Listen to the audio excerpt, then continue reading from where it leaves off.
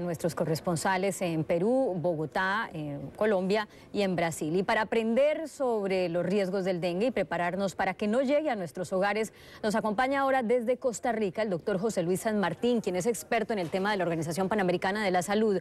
Bienvenido, doctor San Martín.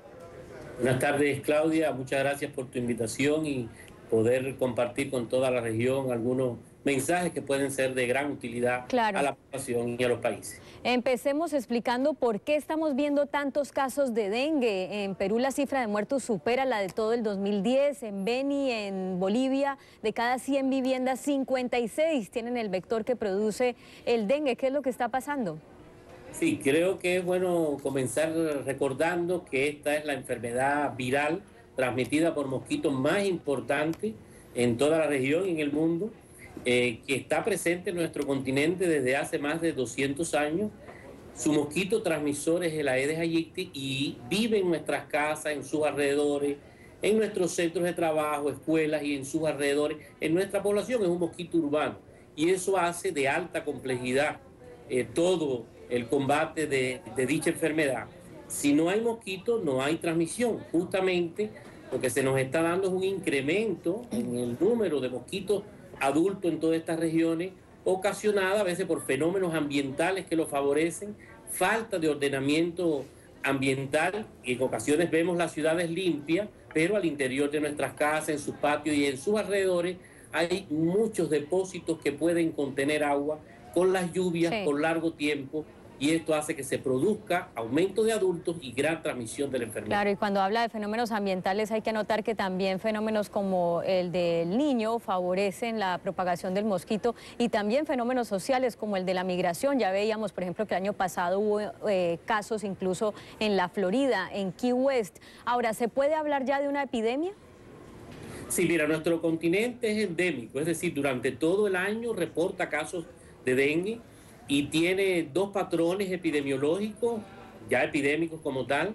Suramérica, que en el primer semestre tiene, como tú ves en Brasil, la presidenta Dilma está tomando grandes medidas porque en marzo comienza, a partir de marzo, las etapas de gran transmisión favorecida por el ambiente, por condiciones ambientales.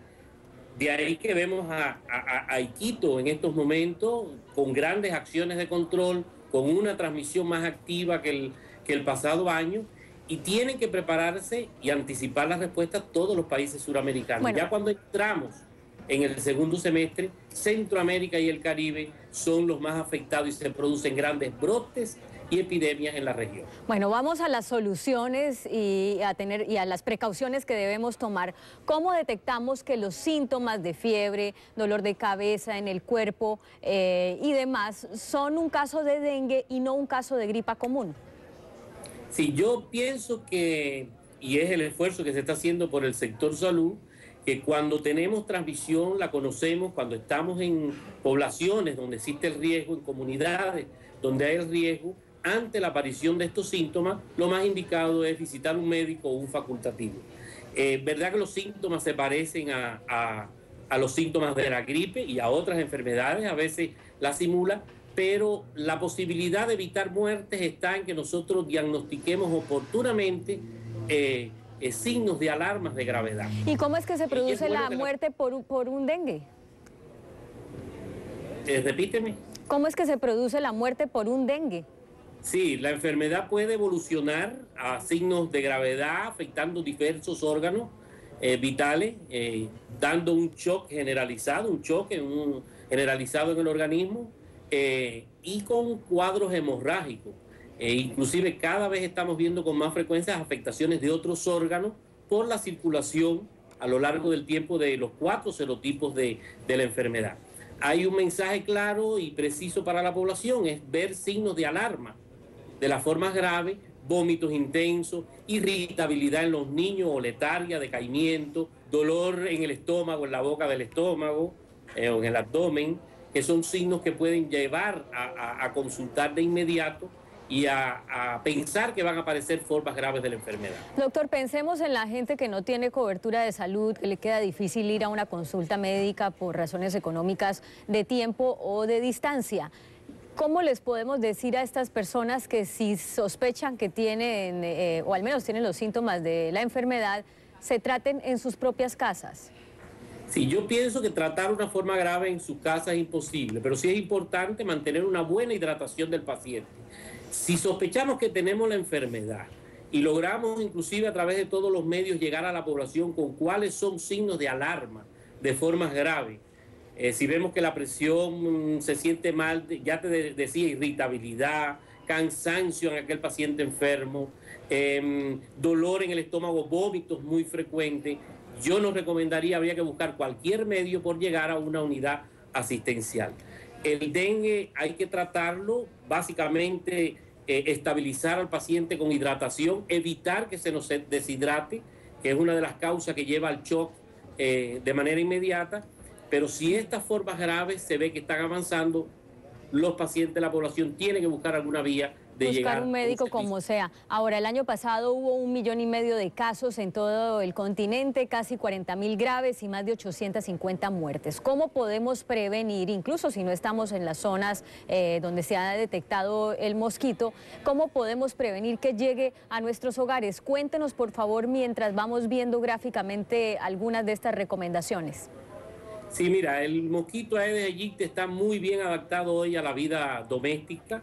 Yo no diría que hay posibilidades de control si la batalla no empieza por casa. Si nosotros no comenzamos, independientemente de todos los esfuerzos gubernamentales, de todos los esfuerzos en control larvario técnico, en fumigación, que no son las más importantes medidas estas de la fumigación y es necesaria cuando hay epidemia, tenemos que tratar de eliminar, ya te decía, en nuestras casas, en el patio, si yo salgo al patio de mi casa, buscar todo aquello que pueda contener agua por un tiempo prolongado.